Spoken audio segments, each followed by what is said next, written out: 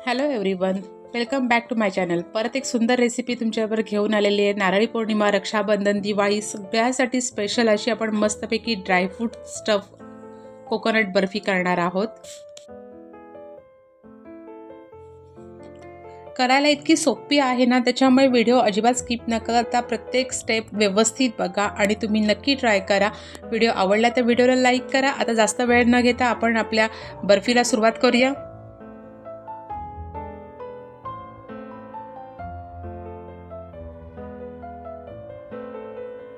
इथे आता मी मिक्सरचं भांडं घेतलेलं आहे, त्याच्यामध्ये मी डेसिकेटेड कोकोनट घेतलेला आहे। हे मेजरिंग कपचा 1 कप। असे मेजरिंग कप असतील ना तर तुम्हाला कोणतेही पदार्थ पटापट आणि पद्धतशीर व्यवस्थित असे बनवता येऊ शकतात।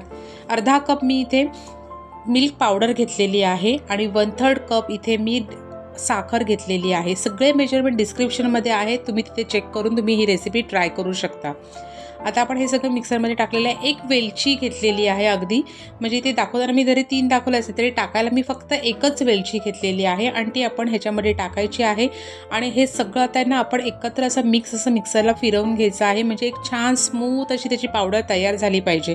ही बघा, अशा पद्धतीने आता आपली साखर आणि खोबरं सगळं एकत्र असं मस्तपैकी अगदी एकदम एकजीव झालेलं आहे। आता काय करायचं आहे, आपण दूध घ्यायचं आहे। दूध आपण आता इथे टाकणार आहोत 4 टेबलस्पून। आता मी इथे दूध घेतलेलं आहे, थोडं करून आपण इथे 4 टेबलस्पून दूध टाकणार आहोत। ह्याच्याहून जास्त टाकू नका, नाहीतर एकदम अशी चिकट आणि असे एकदम मऊ आपली बर्फी होईल, मग ती आपली व्यवस्थित सेट होणार नाही। त्याच्यामुळे अगदी टाकलं तर 3 टेबलस्पून टाकलं तरी चालेल, पण 4च्या वरती जाऊ नका।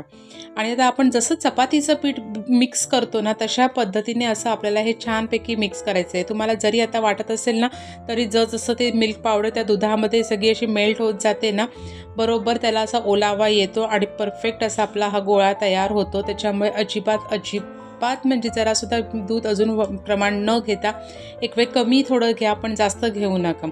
आणि व्यवस्थित असं आपण आता आपला हा डो तयार करायचा आहे। खूप सोप्या पद्धतीने करायचा आहे, अगदीच काय असं त्याला पाण्याचा हात पण आधी लावायचा नाही, काही नाही। हे बघा, अशा पद्धतीने आपण असा आपला हा एक मिक्स असं सगळ्या कोकोनट आणि साखरचा डो तयार केलेला आहे। आता त्यातला ना थोडासा असा पार्ट मी काढून घेते। तो कशासाठी काढते, काय काढते ते तुम्हाला मी पुढे सांगणारच आहे। आता तो आपण दुसऱ्या एका भांड्यामध्ये काढून घेऊया। आता उरलेला जो सगळा आहे थोडासा जरा मी अजून त्याच्यामध्ये टाकला, असं मी इथे थोडासा त्याच्यामध्ये काढून ठेवलेला आहे साईडला। आता उरलेला आहे त्याच्यामध्ये आता मी टाकणार आहे 2-4 ड्रॉप रोज इसेन्सचे। अगदी 2 ते 4 ड्रॉप्स टाकणार। जास्त टाकलं ना तर कडवटपणा असा येतो आपल्या बर्फीमध्ये, त्यामुळे 2 ते 4 ड्रॉप्स आपण रोज इसेन्सचे टाकणार आहोत आणि 2-3 ड्रॉप्स आपण पिंक कलर फूड कलर टाकणार आहोत। आणि आता परत आपण हे सगळं असं व्यवस्थित असं मिक्स करून घ्यायचं आहे, म्हणजे आपला हा एक डो आहे तो आपण असा पिंक कलरमध्ये करणार आहोत। त्याच्यामुळे आपण हे आता सगळं असं व्यवस्थित मिक्स करून घेऊया। हे मिक्स करताना परत अजिबात पाणी किंवा दूध वगैरे काहीही वापरायचं नाही आहे। इथे हे तयार झालेलं आहे। आता मी इथे पुढे करणार आहे, ड्रायफ्रूट्स घेतलेले आहेत, बदाम, काजू आणि पिस्ता। फक्त एक करायचं की कितीही म्हणजे आपण हे ड्रायफ्रूट्स एकदम बारीक करायचे आहे। जर जरा तरी जाडा असेल ना, तुमचं बर्फी कटिंग करताना खूप प्रॉब्लेम होणार। त्याच्यामुळे जेवढे बारीक करता येतील तेवढे बारीक ड्रायफ्रूट्स करायचे। आणि आपण जे मगाशी थोडासा ते कोकोनटचा डो ठेवलेला होता त्याच्यामध्ये आपण ते ड्रायफ्रूट्स टाकलेले आहेत आणि हे असं हाताने आपण व्यवस्थित असं मिक्स करून घ्यायचं आहे। आता त्याला अजून जरा टेस्ट छान यायला पाहिजे असेल ना, तर आपण त्याच्यामध्ये टाकणार आहोत व्हॅनिला इसेन्स। व्हॅनिला इसेन्सचे आपण 2-4 ड्रॉप्स घ्यायचे, ते त्याच्यामध्ये फक्त टाकून घ्यायचे आहेत आणि परत एकदा आपण छानपैकी व्यवस्थित असं ते सगळं आपण मिक्स करून ठेवून द्यायचं आहे। आणि आता ह्याच्या पुढच्या सगळ्या स्टेप आहेत, त्याच्यासाठी मी बटर पेपर वापरलेला आहे। जर तुमच्याकडे बटर पेपर नसेल तर तेवढ्या मोठ्या साईजमध्ये प्लास्टिक असेल, प्लास्टिकची पिशवी वगैरे असेल तर ती वापरली तरीसुद्धा चालेल, की पण इथे बटर पेपर मी वापरलेला आहे। आणि त्या बटर पेपरने आता आपण हा आपला जो पिंक कलरचा डो होता तो असं व्यवस्थित आपण आयताकृती करून घ्यायचा आहे। त्याच्यामुळे तो असं व्यवस्थित आपल्याला प्लेन अगदी एकदम पातळ असा करायचा आहे, म्हणजे एकदम पातळ म्हणजे एवढा पातळ पण असता कामा नाही की तो आपल्याला काढता पण आला नाही पाहिजे पेपरवरनं। त्याच्यामुळे असं व्यवस्थित करायचं आहे। आता सरळ आपण व्यवस्थित आता लाटणीने एक समान सगळीकडनं करून घ्यायचं आहे। जरी शेप आता तुम्हाला कळत असेल की असा वेगवेगळा येतो, पण मी कशा पद्धतीने शेप वगैरे दिलेला आहे ते सगळं व्यवस्थित बघा। त्यामुळे म्हणून सांगते, व्हिडिओ अजिबात स्किप न करता व्यवस्थित बघितलं ना तर तुम्हाला प्रत्येक स्टेप कळेल आणि इतकी चविष्ट अशी मस्त आपली ही बर्फी तयार होणार आहे ना। त्यामुळे तुम्ही या रक्षाबंधनला ही बर्फी नक्की ट्राय करा, दिवाळीच्या वेळेला ही नक्की ट्राय करा, जेव्हा कधी घरात सेलिब्रेशन असेल अशा पद्धतीने ही बर्फी नक्की ट्राय करा। आता सगळीकडनं मी लाटलेलं आहे, वरनं एक बटर पेपर टाकून मग मी केलेलं आहे, नाहीतर सगळं चिकटेल म्हणून मी हे केलं। आता वरचा बटर पेपर आहे तो आपण काढून ठेवलेला आहे। आता शेप बघा, आता आपल्याला आयताकृती शेप पाहिजे होता, तर तो शेप आणण्यासाठी आपण काय करायचं, सुरी घ्यायची, सुरीने आपण जरासं साईडनी कटिंग करून घ्यायचं आहे। आणि आता मी इथे ह्याच्यामध्ये जसं दाखवलं आहे त्या पद्धतीने आपण जिथे जिथे आपल्याला जसा गरज असेल तिथे तिथे हे साईडचं जसं एक्स्ट्रा आहे ना, हे अशा पद्धतीने लावून थोड्याफार प्रमाणामध्ये आपण त्याला व्यवस्थित असा एक शेप द्यायचा आहे। शेप देताना तुम्ही तुमच्या ह्याने हे करा, फक्त जी आपण जेवढी पातळ त्याचा लेअर घेतलेला आहे किंवा जेवढा जाडा घेतलेला आहे त्यानुसार करायचं आहे। कारण कसं होतं की एकदम जाडं तुम्ही लाटलत ना तर बर्फी तुमची फोल्ड होणार नाही, जी आपल्याला पुढे मी दाखवणार आहे। आणि एकदम पातळ घेतली तरीसुद्धा ती होणार नाही, कारण का पेपरलाच तशी ती चिकटून राहील। त्याच्यामुळे अगदी परफेक्ट असं व्यवस्थित आपल्याला ते घ्यायचं आहे अगदी। आणि जिथे जिथे असं एक्स्ट्रा मला वाटत होतं की असं, त्यामुळे तिथे तिथे मी व्यवस्थित असं ते लाटणीने प्लेन करून घेतलेलं आहे। आता आपला पिंक डव तयार झालेला आहे।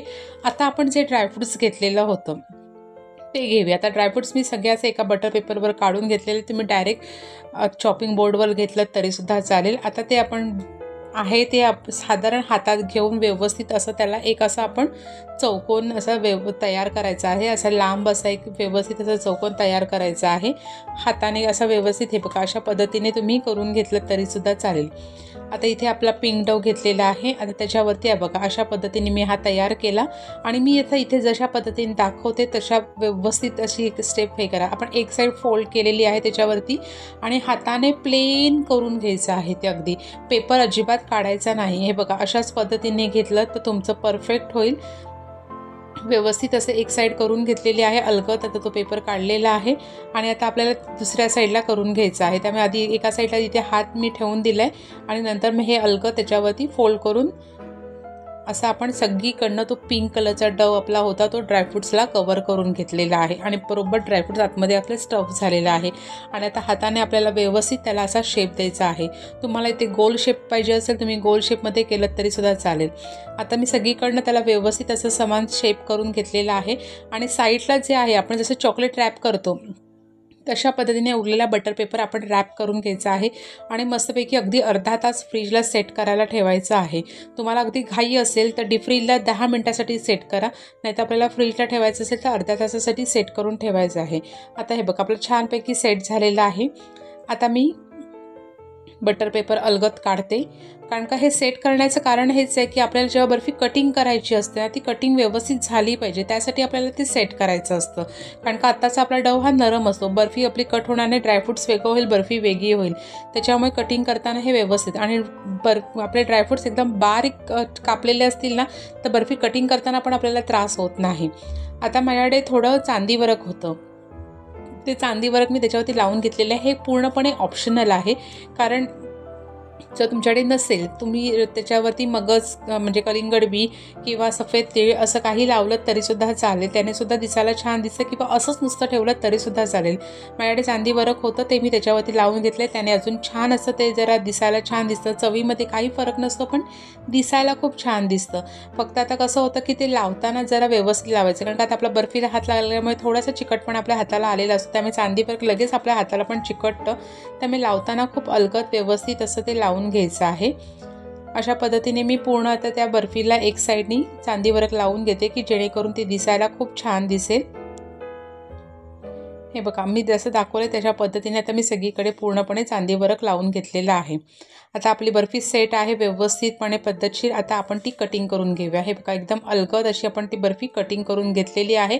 तुम्हाला पाहिजे त्या जाडीमध्ये तुम्ही हे पीस कट करू शकता आणि अशा पद्धतीने मस्तपैकी आपली dry fruit stuff coconut barfi ready झालेली आहे। व्हिडिओ आवडला तर व्हिडिओला लाईक करा, रुहीज किचन 22 सबस्क्राईब करा. ह्या नारळी पौर्णिमेला, रक्षाबंधनला, दिवाळी स्पेशल अशा मस्तपैकी कधीही कोणतेही ओकेजन असू दे, कोणतेही सेलिब्रेशन असू दे, ही बर्फी नक्की ट्राय करा. आणि ही व्हिडिओ आवडला तर, रेसिपी आवडली तर मला नक्की कमेंट्स करून सांगा. आणि तुम्ही ही ट्राय केली असेल तेही मला कमेंट्स करून सांगा.